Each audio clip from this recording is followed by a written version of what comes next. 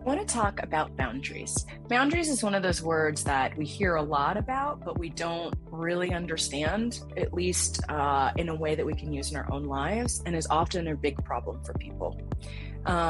Boundaries are often thought of as just someone is in my life or they do something and they're out of my life, which is a very harsh way of looking at it. And boundaries aren't just about, I don't even like the word boundaries. Sometimes I like the word agreements because it's boundaries, agreements, they keep people in our lives. They tell people and ask people to follow certain agreements that we have with them and that they have with us about how it's safe to interact with one another, certain behaviors that we're good with, but we're not good with. And it's really, I'd sometimes describe it as like the Harry Potter hat. Remember the sorting hat at the beginning of Harry Potter that sorts you into the different houses? It's like that. It's like the sorting hat. Because when you first decide what your boundaries are, and and these will be evolving over time, and you express that to someone, a lot of people will say, oh, okay, well, let me think about that. Is that something that I want to live with? Is that something that works for me? These are my boundaries. Let's talk about it. And it's a discussion. And they'll be like, great, now I know. I mean, I don't want to accidentally offend you or step over the line because I care about you and I want you to be happy. And then I also want to be happy. And so those people will sort into the safe people bucket. And then the people are like, ugh, I don't like that at all. I want to be able to do whatever I want in your life. I don't want to be told what to do. I'm super offended by that. Those people will sort themselves out of your life, which is just as well. And a lot of people don't set boundaries because they're afraid of losing people. But the people that you lose, you probably needed to lose because the behaviors that they had were not serving you. And they were really taking up space that safe people could take. So think about that and be willing to, and it's scary to take a stand, to put your boundaries into place and to really think about what am I okay with and what I'm not. So something I do to help my clients to understand what boundaries look like and how they are in their lives is I created this little drawing and it's so helpful. This is you in the middle, like the little heart. Boundaries aren't like a in, out, right? They are really like a series of, access, like concentric circles, okay? So this is you in the middle. This is your heart, right? And then the people that are closest to you, there should be notice how there's the fewest here. They should be like the fewest people in there. These are people who have earned their way in here. A lot of times where people will mess up with boundaries or they'll get wounded or hurt is that they will let everybody come right here. And then when they're hurt, they bounce them out to the outer boundary. And then it's just like yes or no. And that's not healthy because, they might be able to keep them at an outer level or they might be able to be in an inner level. So most people start here. Okay, so this is like neighbors, friends. Notice they're like in little groups here because these are like groups, right? So you may have like a group from like college or a group from work, but people tend to not move closer to us in groups. People tend to be best assessed individually. So whether they're safe. So they start here, okay? And then as they think of these like little gates, right? So these are like your acquaintances, your neighbors, people that you've just met. Everybody starts here, you give them a shot. And then there's these little gates. Think of these gates as having keys that are behaviors, okay? So try to think of what are the behaviors that are really important to you to allow someone to get closer to you. Examples are they safe with your secrets? If you tell them something, are they going to tell everybody? That's not a safe behavior. Are they able to take feedback, right? Can they apologize? Are they safe themselves? Because sometimes someone here, if they don't have good boundaries and they allow someone who's dangerous into their life, and then when they interact with you, that person comes with them because they can't have their own boundaries, then just by association, they become less safe to you, because if they can't be safe for themselves, it's going to be hard for them to be safe for you. So think about what these behaviors are that move someone from like neighbor, coworker, acquaintance, someone who's a group friend. What are the kinds of things that you're going to look for? Like, ooh, I like this person. They can move more to like a friendship circle, and there's a fewer. And like I said, they start to not be in groups, at this point to move in. And then think about the behaviors that move them even closer. And it takes time. I mean, another way to think of this is building a secure attachment with someone. It takes time. You don't know until you see someone in multiple circumstances of whether they're going to be able to be safe for you. right? So they might be safe in some settings, but then there may be other times when they become, really unsafe for themselves or for you. If they're like in a certain type of relationship, or maybe they're, if they have an addiction, or they have something that like has their behavior changes in some way and they become less safe for you, right? So saying, for example, this person's great when they don't drink, but then they drink every other day and become unsafe, they're not safe. Like it needs to be, and I mean safe, like emotionally, someone that you can be vulnerable with. So think about what moves them in. And then, this is like your closest circle. This is only going to be a few people. This is a handful of people.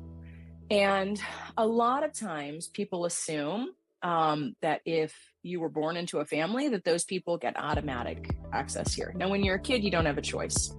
And it's really for your parents to protect your boundaries, because you just don't have a concept of it or an ability to protect yourself. But same with families, right? They don't move in as groups, right? So you may have a couple family members. You may have like one sister who was like your ride or die. You totally trust her. She's amazing, and then you have another one that you're like, sometimes she says, sometimes she's not. She's like more out here, right? And one is in here because you can trust her. And these are people that like, they're good when you're up, they're good when you're down, like they're there for you. And again, that's very few people here. But just because someone is in here doesn't mean they need to be out here, because that's pretty lonely. There's only going to be a few here, and there is going to be benefits of people here. And people can move in and out, right? So think about this. Instead of thinking of a boundary as like in or out, people can move in and out. And it's more just like levels of access and closeness to your vulnerability. So then you may be wondering, who are these people? These are the people, and notice there are no gates in this wall. These are people who cannot handle boundaries. These are people who are very unsafe in some way, like a pervasive way. So personality disorder, abusive, narcissistic, someone who wants, like they're more like they're very malignant, they spread, right? So they cause harm to your life in multiple ways. And if you let them in any way, and they like to try to usually Trojan horse their way in some way, they tend to just do a systemic damage. They also can cause harm to these people, right? To the other people who have earned safety. And so if you start hearing friends that you trust here being like, oh, I don't want to be around, that person, it's, then that's a warning that if they don't feel comfortable with that person, and they're saying they don't feel comfortable with you being with that person, but they're in this level, then listen to them, because they probably do care about you. So again, these people, keep them out. Like these are the blocked phones, no contact kind of people. Very few people are at that level, but when they are, and take it seriously, because if you let them in, they tend to find ways to go in and cause damage to you and to the other people that you have in these trusted places. So a helpful thing is to think about, what are the different behaviors? What are the things that I want to see in someone that I allow them to be close to me? Because really your time is so limited, your space is so limited to let people in. And think to yourself, like, is there someone who maybe needs to be moved out a little bit, and then they work on themselves, they go to therapy, they mature. What are the things that then they might be able in a few years move back in here? Or there may be people that are here that used to be safe for you, but they're going through like a hard time, or they're, projecting stuff onto you that they're working through themselves, that maybe need to be moved out a bit. And shuffle these things around. So sometimes I'll have clients go through like activities, figure out what these important behaviors are, right? Like what makes it safe for you to be vulnerable. Think about the people in your life. Make sure that you're investing the most time and the most energy, and that you're protective of these people because they are also protective of you. And then that you're not letting people move too quickly. This takes a long time to get through here. And, with dating, with friends, even with coworkers, like who you allow levels of access to you, this is what the boundaries are for.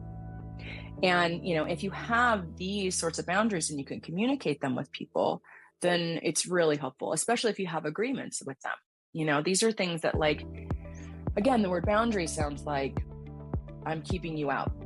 Boundary just sounds like, again, it just sounds like this wall. But really, if you think about it, it's a discussion with that person. It's a conversation. And in any relationship that you have, you should have these kinds of agreements. How do you handle conflict? How do you handle, how much are you guys in contact with one another? How much do you prioritize the relationship? What are key things for you? How do you handle it if someone does, go against the agreements that you have? Like, these should all be connecting things. And it really just and it also allows us a feeling of safety to let people in. Because if you don't have a sense of boundaries, think of this, it's like, would you invite someone over to dinner if you had no idea how long they would stay? You didn't know if they would wear your stuff, steal from you, burn your house down, do whatever they wanted, right? Like, you would just be very lonely. So not having boundaries, often people are afraid of having them because they're afraid that they're going to be lonely. They're going to be like, oh, people are going to be offended, and then they're not going to want to be close to me. But in reality, what ends up happening is that you end up being lonely because you've been hurt. You've let people in, or you weren't taught that you had the option to have these discussions and these parameters around your life. And so you let people in, and there's like an enormous amount of damage that they did. Or maybe they Trojan horsed in and you learned some hard lessons about that. And so you're like, nope, I'm keeping everybody out. So think of it as like, an invitation to your life. It's like a dinner invitation. This is when it starts. This is what we're eating. This is the attire. This is what, you're bringing. This is the expectations. And then also you're giving someone else their free will to opt in or out of your life. Because if you're not clear in what you're looking for, then they don't have the freedom. Like I said, the sorting hat, they don't have the freedom to say, I want to be in or I want to be out, or yes, that works for me too. Because some people are looking for something very, very different. And so communicating about these things gives them actually free will. Because a lot of times people, when they misuse the word boundary, or someone is, when you first learn to do boundaries, a lot of times they're put down with a lot of force, and like, that's my boundary, but you haven't communicated it because it's so hard to express it, that people have been inside those boundaries, and like, you've been taking things that you didn't want to take for so long that, by the time you do it, it's done out of anger, and it's done in like a not very skillful way. And that's okay. Like, it's, you need practice to communicate these well. But it's really like you're saying to somebody like, yes, you can, I do want to have a relationship with you. This is kind of, for example, with like a friend, like the amount of time that you have to invest in a friendship. If one person has a lot more free time in their life than another person, communicating that, so say you just had a baby or started a job, or you have a lot going on, communicate to your friend, like, hey, we used to like hang out a few times a week. I still love you so much. And I'm also like, have so much in my life. Is it okay if now we like hang out every other week? I still love you. This is just what I have right now in this season of my life. And then that gives them a chance. They're not feeling rejected. They're not making up stories in their mind. They're not assuming the worst, because people tend to assume, this is a human thing. We assume something's personal, and then we assume the worst usually of the other person, instead of like, she loves me, but she's busy, but if you communicate to somebody like, I love you so much, you are like, one of my people, but right now, even the people that are on the inside, I'm just so busy. I only have like a little bit of time, but I just want you to know that of my precious time that I have, I want to give part of it to you. So then that friend feels good and special, instead of like, how come she doesn't take my calls? Is something else going on? And then you guys have communicated it. And then again, you've grown closer and you've built more trust. And then that season of life will pass. And then, down the road, maybe you will have more time, and you have protected that friendship with the boundaries. And so it's worth thinking about, writing it out, look at the graphic, think about like, what are the behaviors that I need to have in someone to get closer to me? What are the things that are really important to me? Who are my people that are in this inner circle? Are there some people that need to be moved out? Are there some people that need moved in? And then prioritize those relationships accordingly, because probably the people in your inner circle are in your inner circle because they prioritized you too. And so that's just a helpful way to think about it. And I like people to do this maybe, every 6 months or a year when they go through like a major life change. And so that's just a helpful way to look at it.